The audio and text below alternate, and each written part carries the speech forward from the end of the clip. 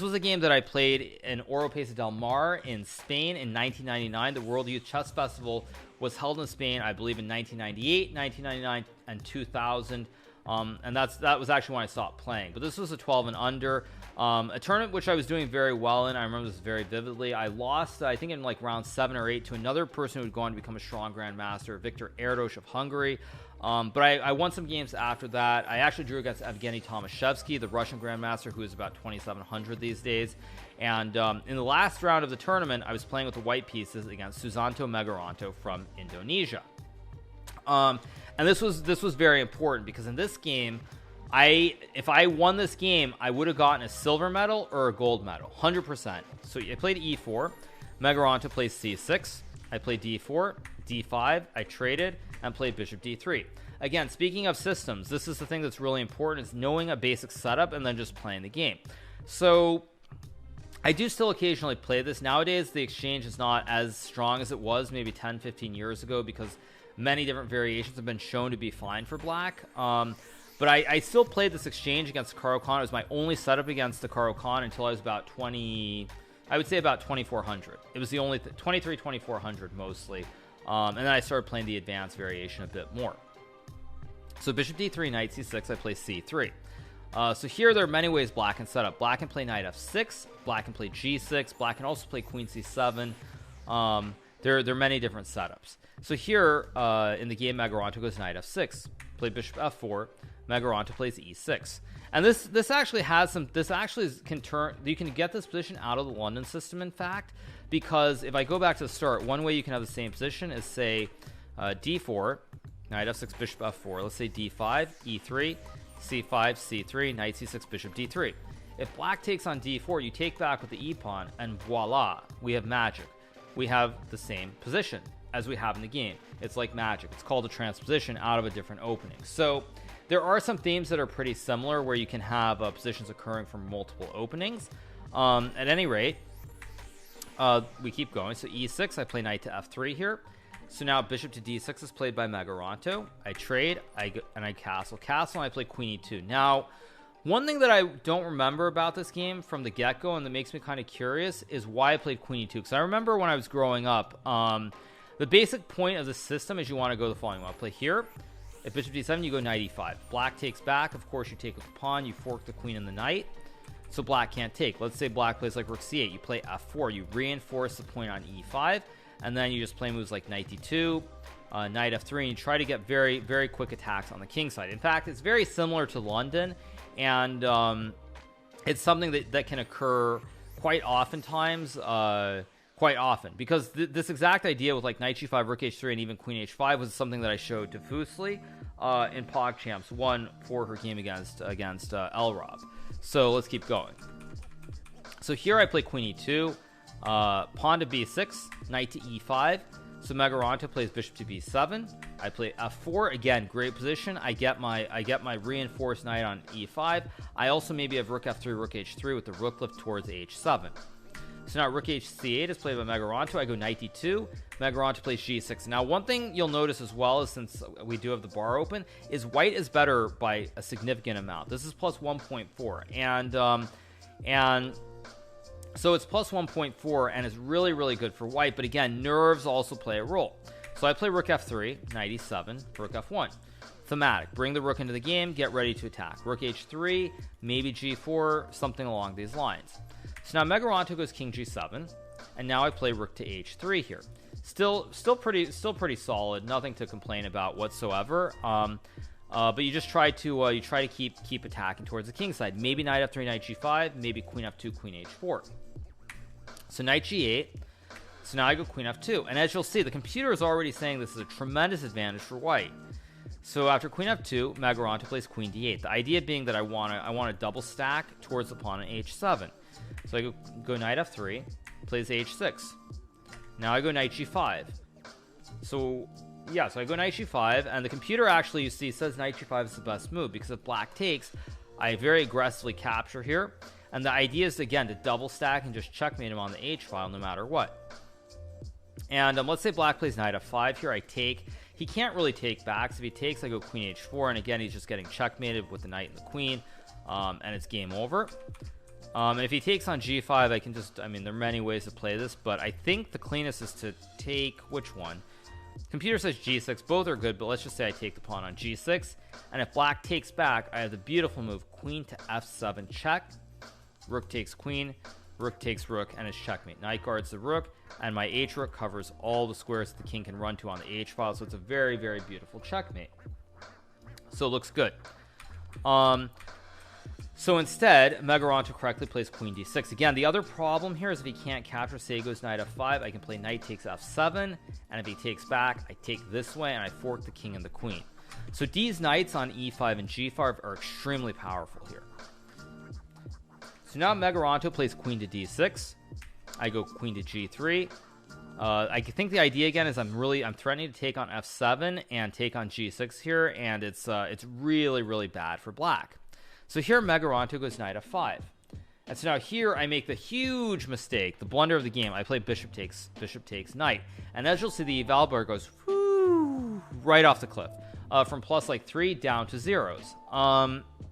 So the move that I was supposed to play here is knight takes f7.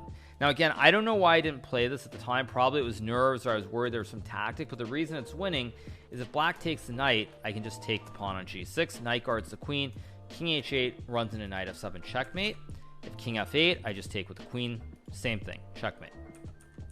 Now what I suspect at the time is probably during the game I got concerned that maybe he could sack his queen on e5 here or something like this. But the problem is that if he takes the knight here, what I do is I just play knight takes queen, and we have just traded off queens, but now he's missing his pawn on f7, so I'm up one pawn, and I'm just going to be winning a second pawn and almost certainly the game here. So I play bishop takes knight, and now he takes back with the pawn, and I don't even remember why, but at this point now I realize, there's a big problem, because first of all, the knight is now en prise on g5. Let's say I make a random move like a3, black takes, and it goes knight e7, and now what you'll notice is black is getting rook h8 here, so if I go queen h4, rook h8, no siree, you don't get to enter on the h file, and there's no checkmate whatsoever. So now I have the problem that my knight is under attack as well.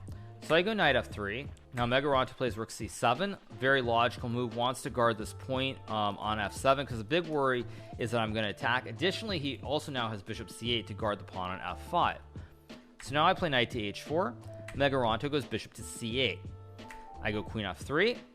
Megaranto plays knight to f6. And what you'll notice here is now I'm actually in really bad shape because now my rook is kind of clumsy on h3.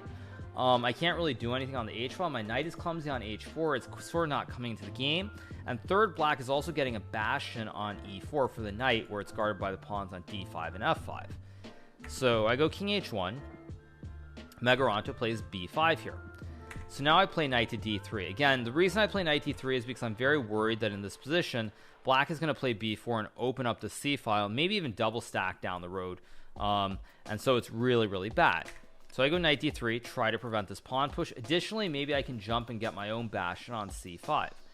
This was a slow game. I think it was 40 moves in 2 hours. It was classical chess. And then sudden death 1 hour, or something along these lines. So knight e4 is played here by Megaranto, taking the square in the center of the board. So now I go queen to d1, plays a5. Again, trying to rip open this queen side, create an open file for this rook on c7. Play knight f2 here. He goes rook e8. I take, and now Megaranto takes with the rook. Correct move. Again, he's going to now use this open e file and use both of his rooks here. Really, really powerful. Maybe even line up a gun at some point on the e file if he has a chance, and it's really, really bad. So I play knight f3. Megaranto grabs a juicer. I go queen d2. h5 again, trying to prevent me from getting some sneaky tactic. Like let's say black goes a4. I have just g3 trick, and now the rook, if it moves, black will forfeit the pawn in h6. So he plays h5. So now I go g3. He goes rook e4. I go rook h4. Megaranto plays rook c to e7. Did I miscalculate knight? Did I miss knight f7 or miscalculate? Dude, this game was 20 plus years ago. I don't remember my thought process during the game. I remember the game itself, but I don't remember the thought process. I'm sorry to disappoint you. So I play rook h4. He goes rook e7. Play rook f2. Idea stop rook e2. Again, it's really, really bad. My rook is stuck on the rim. If I take e4, he can just take, and he's got these monstrous pawns coming down the board. And additionally, he can also line up something on this diagonal from b7 to h1. So I played rook f2. Megaranto goes queen e6. Play king g2. Megaranto plays f6. Another very good move. Stops this knight from jumping anywhere, and the pawn just restricts it. So now it's just game over. So I play king f1, queen c6, king g1, queen e8. Megaranto gets the legendary gun on the e file. He gets the Aliakin's gun, although normally it's in the other order with the queen in the middle, but he gets the gun. So I play rook g2, rook to e3, rook f2, g5. Another nice move by Megaranto. Now my rook is really in bad shape. The queen guards the pawn. Rook has no squares to go to because it will get eaten by the pawns. And if I go rook h3, I mean even f4, just a new fossil. The rook is stuck on h3, and black is winning. So I go knight e5, trying to confuse the matter a little bit. Like if black takes the rook, I can take, like takes, for example. There might be some trick with queen g5. Mind you, it still is losing after king h7, but you know, you're trying to muddy the waters and hope for some tricks. So Megaranto does not get bluffed though. He takes the knight, I take the rook, he takes my rook, I go check, king h7, take the pawn, he takes on d4, and I'm just down a bishop. So I play a few more moves, queen d4, rook e1, rook f1. Megaranto, with clear understanding, just trades the queens. Get the queens off the board because he knows that technically speaking he'll be able to win with a rook and a bishop against a rook. So we trade. And here Hikaru resigns the game in view of the fact that he's simply down a bishop for nothing. Black has 5 pawns, white has 5 pawns. So white is just down a clean bishop. So this is why I resigned in this position, because I'm just losing the game. And I was not 19. I was 12 or 13 when this game was played. So I think I was 11 or 12. But at any rate, you see, it's very, very painful. Like this one really was painful to lose. But again, you use it all as motivation. You come back and know you can be better. And as I said, the previous year, I would go on to win the silver medal. I won a very nice final game. Against Daniel Stelvagen, who also would become a grandmaster from the Netherlands. So a lot of these players I played towards the end of the tournament, they would all go on to become grandmasters. Susanto Megaranto, of course, he's a grandmaster from Indonesia. I believe he is the #1 ranked Indonesian player.